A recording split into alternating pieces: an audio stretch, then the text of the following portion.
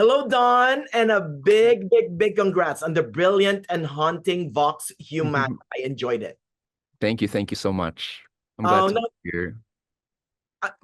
Before we go further into your movie, describe your film in your own words. Wow. It's a cowboy detective mystery about ecology and my hometown, La Trinidad in Benguet.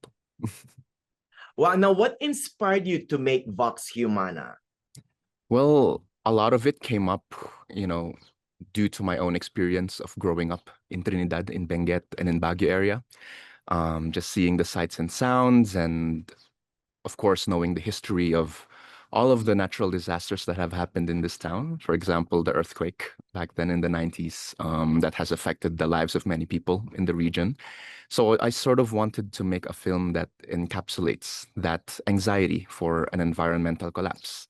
Maybe seeing how my different characters can react to this phenomenal event, catastrophic event, and how blame can be put on certain people and how anxieties can sort of come up and, people start to come up with their own conclusions and who's at fault and who's not. And yeah. Now, it speaks volumes about the Filipino indigenous experience, seldom seen in cinema, I believe. Talk to us about that.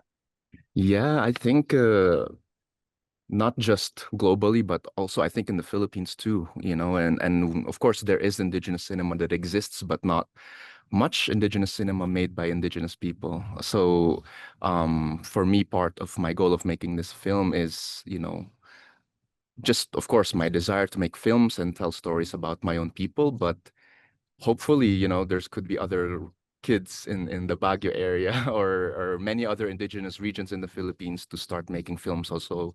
And it doesn't have to be about indigeneity or indigenous stories, but um, just so they can tell the story of where they're from and who they are and their Yeah. place in the world. And that's what I want to do. And I hope, and it's been helping me personally. I love making films about where I'm from, and I hope it benefits a lot of other indigenous people in the Philippines also to start making films as well.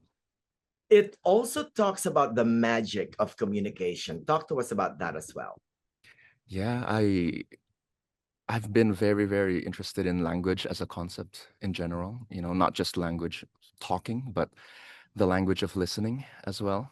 That's one of the bigger parts of this film is the idea of communication just by listening and feeling, and not just listening to other people, not just listening to animals, or let's listening to nature as well.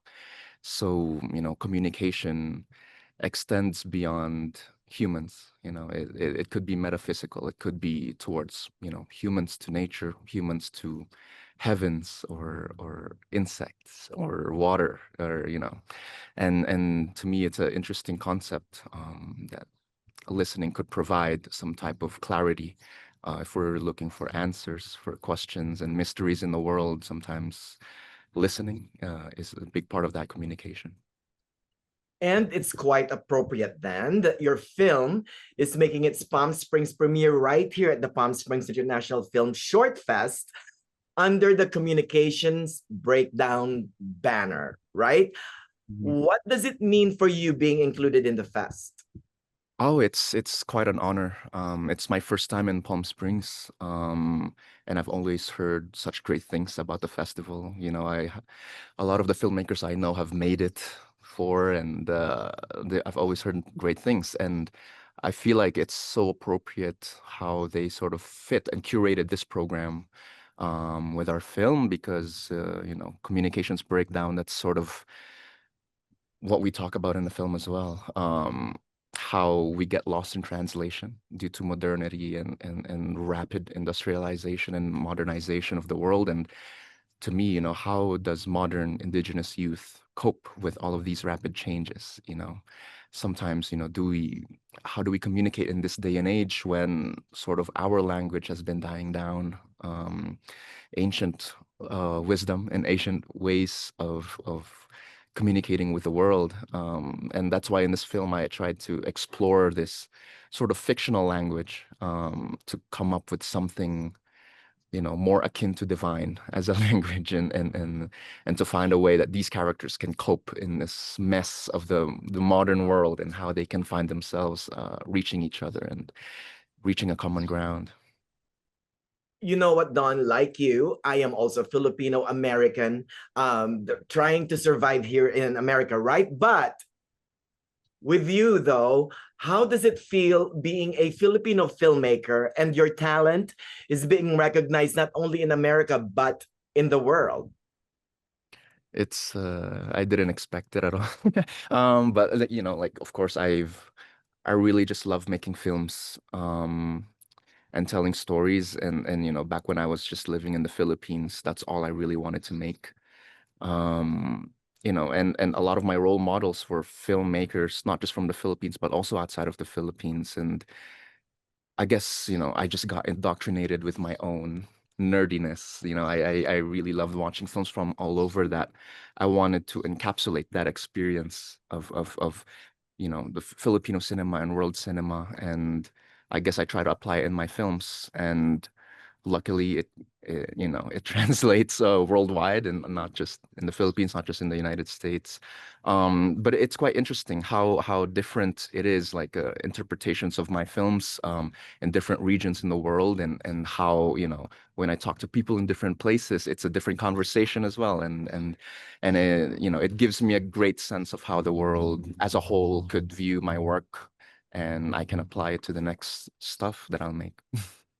And now you're in all the parts of America with your Vox Humana because it's making its festival rounds, right? Yes, yes. I've been fortunate enough to be invited in festivals in the Midwest, in the East Coast, and in the West.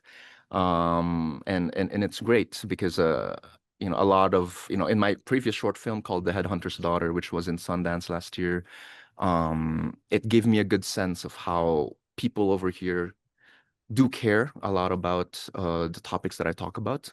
Yeah. It made me realize that the things that I care about in the Philippines resonates here as well, very strongly, that they promote it a lot. Of course, it resonates also in other regions in the world, but it's a different type of conversation as well. So I don't know, this whole experience just taught me a lot on how, you know, different perspectives in the world, and how my film can adapt to these POVs, and how the audience can view it differently. And it just creates a great conversation all around. Oh, now, what's next for Don? What does the future hold for Don? Ah. I mean, I'm quite excited because I'm writing this feature film called Hum. It has been developed in different parts of the world, in residencies and labs. And now it's time for me to kind of just like sit with it and meditate, and find my own voice, after kind of, just traveling around, and hearing what people think about the cinema that me and my team create. And it's now time to kind of bring it back, and find our own voice as filmmakers. But Hum is set in the same sort of universe as Vox Humana. It explores this similar, detective ecological Western sort of vibe, in a much larger world, longer runtime, and I believe much more dramatic approach, while keeping this meditative atmosphere that we've pre-established in Vox Humana, and also in our previous work. So I'm excited to explore this longer format, and see how, people will respond to it. Oh, and finally, going back to Vox Humana, what do you hope for people to get after watching the film? Well, like, one of my main lessons that I learned while making this film is really just the value of listening to the world. When we were location scouting for this film, Yeah. like, how the Philippines is. It's very sometimes it's maingay. There's karaoke here. There's chickens and pigs, but that's, for some people it could be distracting, or they try to edit it out in the sound, and make things perfect. But you know uh, while location scouting and reflecting in these places, and you've seen the places in the film, it's quite gorgeous, and very elevated. it really taught me to sit with my own feelings and understand why these sounds exist in the world, and it really just taught me a lot about my own culture, trying to listen more to the world around me, and I believe that's really what I want the film to tell people. It's I know it's quite cryptic of a film. It's too atmospheric, it's meditative, and it requires patience, and it could be a challenge, but part of, I guess, the participation, of the audience is to sit with it and to think, and maybe, or not think, I don't know, and maybe they can sleep, it doesn't matter, but it's an exchange between the audience and the filmmaker. I make the film, and then, they can choose to give their time, give their ear, and, listen and meditate with it.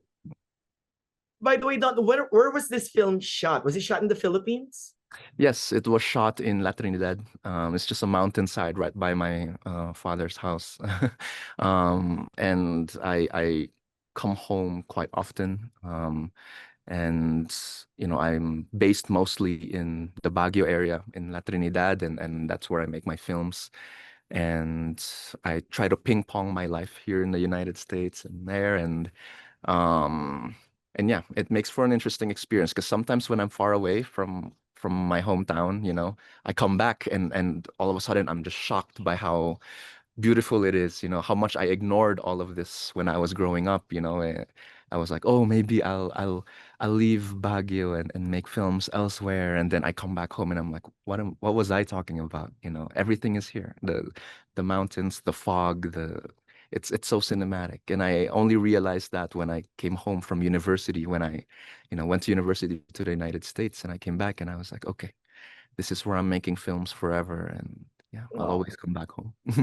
Well, plus our money goes a long way there Oh, too. no, that's true. No, it's true, because For all now, my at films least. are quite low budget also, and it really helps a lot. A big, big, big, big congrats on Vox Humana again, and good luck on your cinematic journey, Don, okay? Thank you, thank you. Maraming salamat po. Thank Maraming you. maraming salamat.